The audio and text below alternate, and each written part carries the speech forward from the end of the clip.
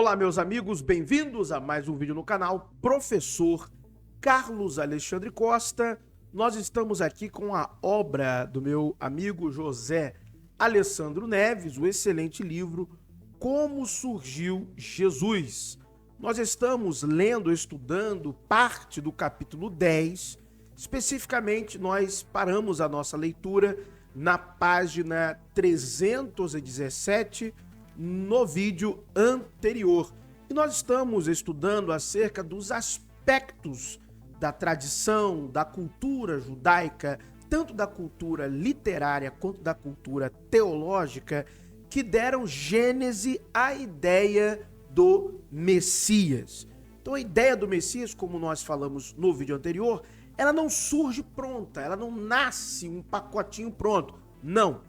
É uma ideia que ela vai se desenvolvendo progressivamente ao longo dos anos. E isso ali por diversos grupos sectários distintos, até que essa identidade messiânica ela é melhor vista e ela, ou parte dela, o que ela significa, vai parar ali no Novo Testamento, especificamente nos textos dos Evangelhos. Então, vamos continuar a leitura do exato ponto onde paramos anteriormente, tá bom? Vamos lá.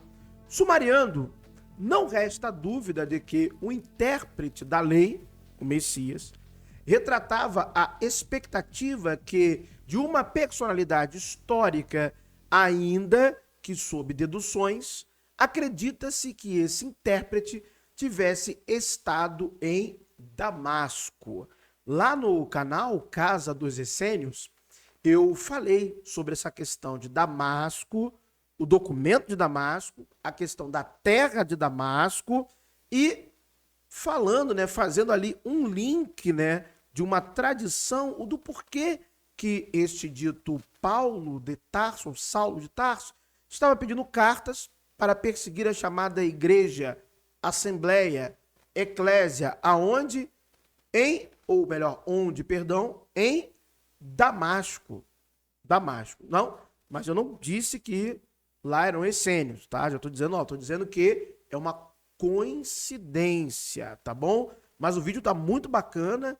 Vai lá na Casa dos Essênios, que é um dos canais do Universo VOB, Verdades Ocultas da Bíblia. Eu tratei esse tema lá.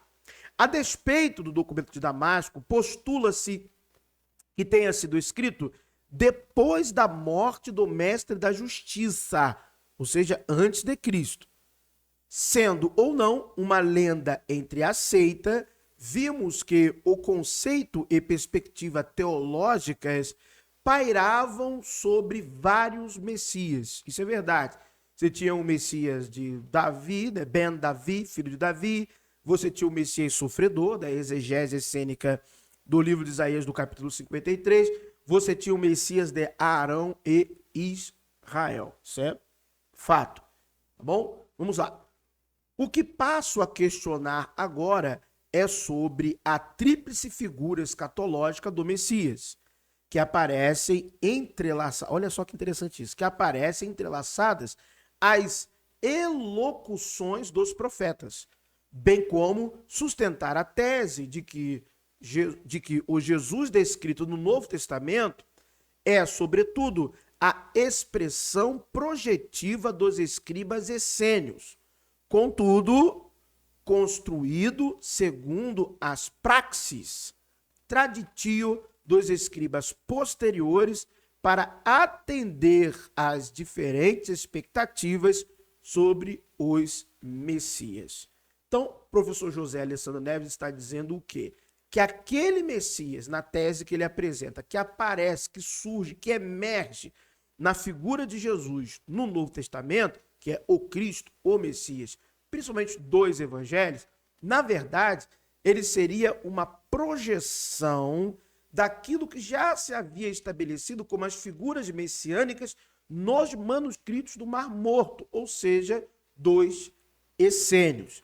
Aí aquele grupo posterior de escribas pega essa imagem que já está projetada e vai realinhando, vai readequando, adaptando, as características ali geradas para novos interesses e novas expectativas a partir do primeiro século da Era Comum. Então, isso que ele está trazendo para a gente. E que é uma tese interessante. Não podemos negar que é plausível. No seguinte sentido, imagine que, por exemplo, a tradição enoquiana torna-se popular, né? Os manuscritos do Mar Morto, dentro do seu conjunto, tem lá ali o livro de Enoque, Caverna 4 de Cura. Então, as expectativas messiânicas daqueles que guardaram os manuscritos dos essênios também repousava na parte da tradição enoquiana. Tanto que vemos também essa tradição enoquiana no Novo Testamento. Além, é claro, dos escritos sectários terem vários paralelos com as questões messiânicas do Novo Testamento. Então você tem uma certa difusão de ideias enoquianas que se assemelham a ideias essênicas, também ideias essênicas naquele contexto social, entre os populares, não entre as elites, mas entre os populares. Agora, para atender ao anseio de controle, de qualquer objetivo que for, para essa classe baixa, qual é a imagem que eu vou projetar? Eu vou querer inventar um Messias que não atende às expectativas populares ou que não está na cabeça já, no imaginário daquelas pessoas? Não, já está pronto. É somente eu repaginar. Então, o que o Messias essênio, enoquiano, o que o Messias do povo, do povão, que para Josefa aceita mais elevada, mais culta, não sei o quê, o que eles têm aí? Os manuscritos dizem isso, isso, isso e isso. Temos a tradição oral ou escrita enoquiana que diz isso, isso, isso e isso. Então, vamos embora, é esse Messias que vai rolar. É esse aí que nós vamos trazer para o povo, trazer para as grandes massas. Olha como isso é extremamente interessante de nós observarmos. Será que realmente os judeus, século II a.C., não tinham a expectativa na figura de um Messias sofredor? Os escribas cristãos judeus helenistas não foram influenciados por alguns extratos da seita de cura? Os escritos de Paulo e o quarto evangelho não apresentam esses extratos, olha só, teológicos e tradicionais? Bom, na minha opinião, apresentam sim. Principalmente, né, o chamado quarto evangelho. Ou seja, o professor José Alessandro Neves, ele tem o conhecimento das influências, né, principalmente do trecho do manuscrito que fala da Guerra dos Filhos da Luz contra os Filhos das Trevas, que foi nominado assim por alguns, né?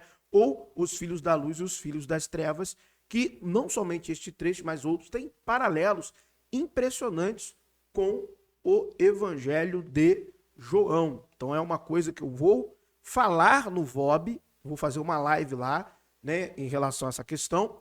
Também estarei falando sobre isso na Casa dos Essênios, em uma sequência de diversos vídeos, e vocês estão vendo aqui agora que o que eu falo está na obra do professor também, José Alessandro Neves, acerca desta questão. Vamos lá então. Infelizmente, os estudiosos olham para o Jesus do Novo Testamento como se ele tivesse existido de fato. Eles se contradizem quando tentam defender um Jesus por tradição oral, mas acabam tendo que acatar o axioma de que, de qualquer modo, Jesus terá que ter sido cumprimento das Escrituras. Então, seja ele, olha só, é mítico ou místico, histórico ou não, veio do controle literário tipicado, olha só, isso aqui é sensacional, tipicado por homens que construíram a teologia de vários salvadores e messias. Olha só que interessante. Por que eu já destaquei e falei que é interessante?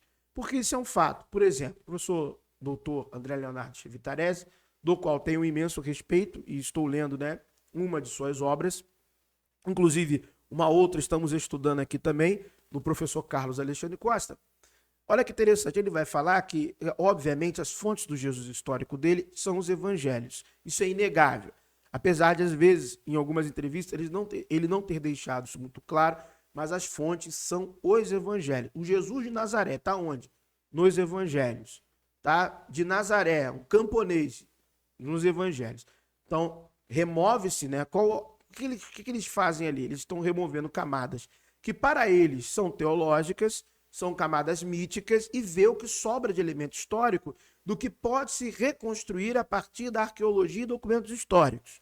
Então, escavar Nazaré, Joséfo e outros, né, que viveram ali no século I. Não estou dizendo que eu concorde com isso, estou dizendo que isso é validado no sentido do indivíduo, de nós indivíduos. Isso aqui, historicamente, cientificamente, a academia produziu do ponto de vista histórico. Concordemos nós ou não, é isso que eles aceitam, tá? Mas aí, o José Alessandro, na sua crítica, está correto. Porque até em nós falarmos de um Jesus de Nazaré, é fruto da literatura. Não é fruto de uma cultura material que vem oriunda de uma inscrição, de uma pedra, de uma tabuinha, de uma menção extra-neotestamentária, contemporânea ao próprio Jesus, né, ao Cristo ali, que viveu entre o ano 0 e o ano 30 ou 33. Não, José Alessandro está certo. O que nós temos ali também é fruto da literatura. É Jesus de Nazaré porque a literatura diz, uma literatura que ao final do século I e início do século II, ela está sendo construída. Aí eu tenho que dizer que a literatura ela é oriunda de uma tradição oral, baseada em quê? Vamos ser sinceros e verdadeiros, na fé. Acreditar que sim, que é oriunda de uma tradição oral. É, tradição oral. Então, a verdade é que a gente não sabe como que esses relatos acerca de Jesus, eles têm início. Nós não temos essa noção. Essa é a verdade que todos nós deveríamos falar a priori. Nós não temos noção. Nós sabemos que surgiram evangelhos, nós sabemos que são relatos tardios, nós sabemos que, muito provavelmente, era de alguém, alguém existiu, mas não sabemos como provar, não sabemos como dizer, tudo é hipotético. E aí, dentro do campo da hipótese, José Alessandro e outros podem também ter a hipótese de que ele não existiu, porque estamos todos no campo da hipótese. Olha, pode ser realmente, não existiu. E aceitar isso de boa. Até porque um Jesus histórico, como eu já falei, não é o Jesus bíblico. Inclusive, eu vou responder ao apologeta lá, né, que eu já pensei que era uma pessoa lúcida, pensei que era uma pessoa que estava fazendo apologética por simplesmente só defender a fé, mas a gente vê que mente pra caramba. Então, quando mente, aí a gente já fica meio com o pé atrás. Eu já procuro já me distanciar. A pessoa mentirosa foge. Quando a pessoa foge do ponto em que realmente não tem resposta, aí a gente fica com o pé atrás. Então, mentiroso. Então, quando é mentiroso, a gente tem que tomar muito cuidado com essas questões, tá bom? Então, vamos continuar a leitura aqui. Então, pode-se questionar, os judeus esperavam 3 figuras messiânicas historicamente proféticas? Elas já vieram? Se Jesus foi um dos Messias, os judeus, a tradição bíblica postulava 3, e todos eles constituídos segundo a tradição literária profética dos judeus. Bem, se não existiram 3 Messias, então um desses realmente foi reelaborado para atender os 3 judaísmos do século I e as diferentes crenças, como se verá adiante. Inclusive, nós vemos isso claramente, né? A figura de Jesus, ele é rei, ele é profeta e ele é sacerdote. Então, Jesus ele é rei, profeta e sacerdote. Isso é uma característica marcante que nós vemos nos evangelhos. Eu vou parar a leitura por aqui para não ficar muito extensa, tá bom? A nossa explicação, a nossa análise da obra do professor José Alessandro Neves. Muito obrigado por terem assistido a este vídeo no canal Professor Carlos Alexandre Costa. Um abraço a todos.